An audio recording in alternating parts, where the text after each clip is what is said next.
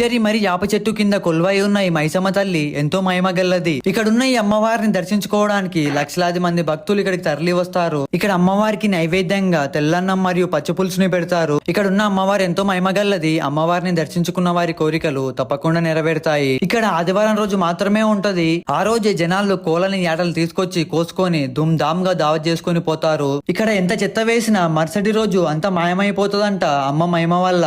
ఇక్కడ సాయంత్రం 6 అయిందంటే చాలు ఎవ్వరు ఉండరు, అందరూ బయలుదేరిపోతారు. ఎందుకంటే పూర్వం ఇట్లే ఒక కుటుంబం అమ్మవారి దగ్గరికి వచ్చి తిరిగి పోతుంటే ఒక వస్తువు మర్చిపోయానని ఒక వ్యక్తి మళ్ళీ తిరిగి ఇక్కడికి వచ్చాడంట. తిరిగి వచ్చిన ఆ వ్యక్తికి అమ్మవారు కనిపించింది. అప్పుడు అమ్మవారు తనని చూసినట్టు ఎవరికి చెప్పొద్దని, ఎవరికైనా చెప్పితే వెంటనే నువ్వు రక్తం కక్కుని చనిపోతావని చెప్పింది. అయినా వినకుండా అమ్మని చూసిన ఆనందంలో అందరికి చెప్పడం వల్ల అతను చనిపోయాడంట. ఇంకా అప్పటి నుంచి ఇక్కడ ఎవరుండరంట రాత్రిపూట. ఈ ఆలయం నార్కర్నూల్ డిస్టిక్ నుంచి 35 కిలోమీటర్ల దూరంలో ఉన్న నాయనోనిపల్లి అనే గ్రామంలో